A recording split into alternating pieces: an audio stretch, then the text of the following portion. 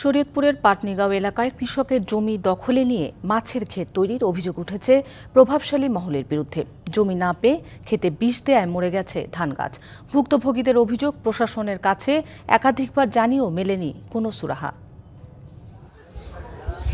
ফসলি জমির চারপাশ খনন করে প্রস্তুতি চলছে ঘের তৈরির। আর কীটনাশকের প্রভাবে ঘেরের মাঝখানে থাকা জমির ধান গাছ মরে ধারণ করেছে বাদামি বর্ণ। এমন দশা শরীয়তপুর সদরের পাটনিগাঁও এলাকার অন্তত 10 একর ফসলি জমির।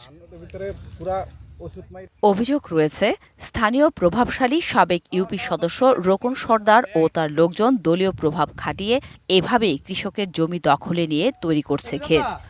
কালার এক্সপার্ট, জর্জ স্যাপ এবং মাইল্ড অন হ্যান্ডস টেকনোলজি সমৃদ্ধ অরিক্স ক্রিস্টাল ওয়াশ আপনার জমি না দেয়ায় রাতের আধারে কীটনাশক ছিটিয়ে নষ্ট করা হয়েছে 3 একর জমির ফসল। এতে ক্ষতিগ্রস্ত অন্তত 10 কৃষক।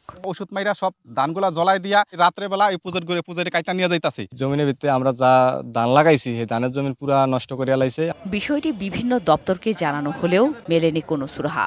প্রতিবাদে জেলা প্রশাসকের কার্যালয়ের সামনে মানববন্ধন করে স্মারক লিপিও দেয় ক্ষতিগ্রস্তরা।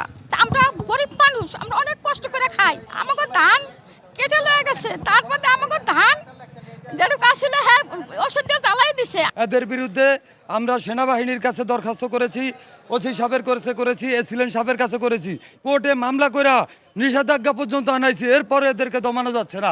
এদিকে অভিযুক্ত রোকন সর্দারের বাড়িতে গিয়ে তাকে পাওয়া যায়নি। তবে তার বোন শামসুন নাহারের দাবি, কারো ফসলের জমি দখল কিংবা বিষ প্রয়োগ করেননি রোকন। এরা রোকন সর্দার ধান দেয় নাই, ওষুধ দেয় নাই, দিছে যাদের পুষ্কনি পুগন নিচে দিছে তারা হইলে এই ওষুধ দিছে। অভিযুক্তদের বিরুদ্ধে দ্রুত ব্যবস্থা নেওয়ার আশ্বাস জেলা প্রশাসনের। সর্বাত্মক এফোর্ট আমরা দিব এবং এইখানে যারা দুষ্কৃতিকারী যারা রয়েছে, যারা এটার জন্য দায়ী, তাদের ব্যাপারে আমরা সর্বোচ্চ শাস্তিমূলক ব্যবস্থার জন্য যা যা করেন আমরা সবকিছুই করব। ফসল রক্ষায় প্রশাসন ব্যবস্থা নেবে এমন আশা ভুক্তভোগী ও সংশ্লিষ্টদের। DBC news desk.